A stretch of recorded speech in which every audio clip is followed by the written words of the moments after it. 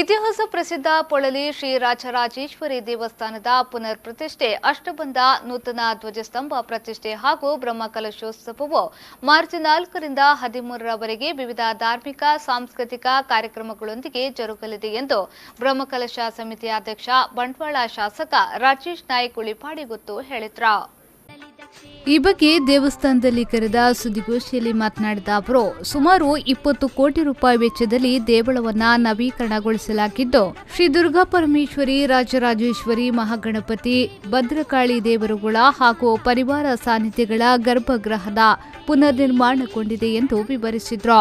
10 ದಿನಗಳ ಕಾಲ ನಡೆಯಲಿರುವ ಬ್ರಹ್ಮಕಲಶೋತ್ಸವದ ಸಂದರ್ಭದಲ್ಲಿ ಪ್ರತಿನಿತ್ಯ ವಿವಿಧ ವೈದಿಕ, ಧಾರ್ಮಿಕ ಹಾಗೂ ಸಭಾ ಕಾರ್ಯಕ್ರಮಗಳನ್ನು ಆಯೋಜಿಸಲಾಗಿದ್ದು, ರಾತ್ರಿಯವರೆಗೂ ಮೂಡಬಿದ್ರೆ ಆಳ್ವ ಸಂಸ್ಥೆಯ ಅಧ್ಯಕ್ಷ ಡಾ ಮೋಹನ್ ಆಳ್ವ ಅವರ ಮಾರ್ಗದರ್ಶನದಲ್ಲಿ ಸಾಂಸ್ಕೃತಿಕ ಕಾರ್ಯಕ್ರಮಗಳನ್ನು ಆಯೋಜಿಸಲಾಗಿದೆ ಎಂದು ತಿಳಿಸಿದರು.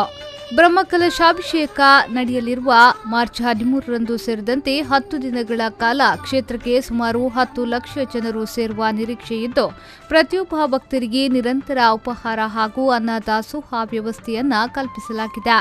ಬ್ರಹ್ಮಕಲಶೋತ್ಸವದ ಯಶಸ್ವಿಗಾಗಿ ವಿವಿಧ ಸಮಿತಿ ಹಾಗೂ ಉಪಸಮಿತಿಯ ಮಾರ್ಗದರ್ಶನದಲ್ಲಿ ಕಾರ್ಯಕರ್ತರು ಹಗಲಿರುಳು ಶ್ರಮ ವಹಿಸಲಿದ್ದಾರೆ.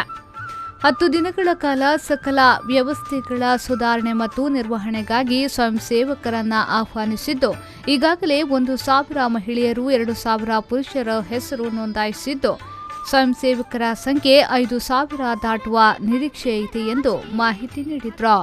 ಮತ್ತು ಬ್ರಹ್ಮಕಲಶೋತ್ಸವ ತಾರೀಖು 4-3-2019 ಸೋಮವಾರದಿಂದ 13-3-2019 ಬುಧವಾರದವರೆಗೆ ಜರುಗುತ್ತದೆ. ಇದರಲ್ಲಿ ಶ್ರೀ ದುರ್ಗಾ ಪರಮೇಶ್ವರಿ, ಶ್ರೀ ರಾಜರಾಜೇಶ್ವರಿ, ಶ್ರೀ ಮಹಾಗಣಪತಿ, ಶ್ರೀ ಸುಬ್ರಹ್ಮಣ್ಯ, ಶ್ರೀ ಭದ್ರಕಾಳಿ ದೇವರುಗಳು ಮತ್ತು ಪರಿವಾರ ಸಾನ್ನಿಧ್ಯಗಳ ಗರ್ಭಗೃಹವು ಪುನರ್ ನಿರ್ಮಾಣಗೊಂಡಿರುತ್ತದೆ. ಸುಮಾರು ಅಂದಾಜು 20 ಕೋಟಿ ವೆಚ್ಚದಲ್ಲಿ ದೇವಸ್ಥಾನವು ನಿರ್ಮಿತಗೊಂಡಿದ್ದು, ಊರ ಮತ್ತು ಪರವರ ಭಕ್ತರ ಸಹಾಯ ಮತ್ತು ಕರಸೇವಕರ ನಿರಂತರ ಪರಿಶ್ರಮದಿಂದ ದೇವಸ್ಥಾನವು ಪುನರ್ ನಿರ್ಮಾಣಗೊಂಡಿದೆ.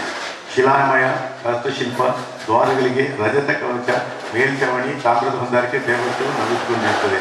ಇದೇ ಸಂದರ್ಭದಲ್ಲಿ ನೂತನ ಧ್ವಜಸ್ತಂಭ ಪ್ರತಿಷ್ಠೆ, ದೀಪಸ್ತಂಭ ಪ್ರತಿಷ್ಠೆ ನಡೆಯಲಿದೆ.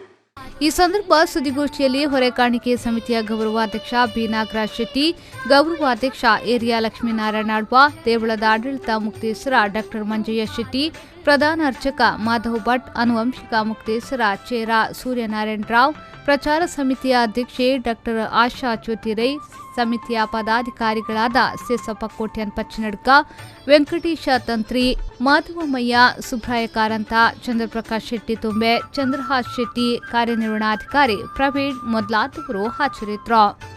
ಸಂದೀಪ್ ಸಾಲ್ಯಾನ್, ವಿ4 ನ್ಯೂಸ್ 24/7 ಬಂಟ್ವಾಳ.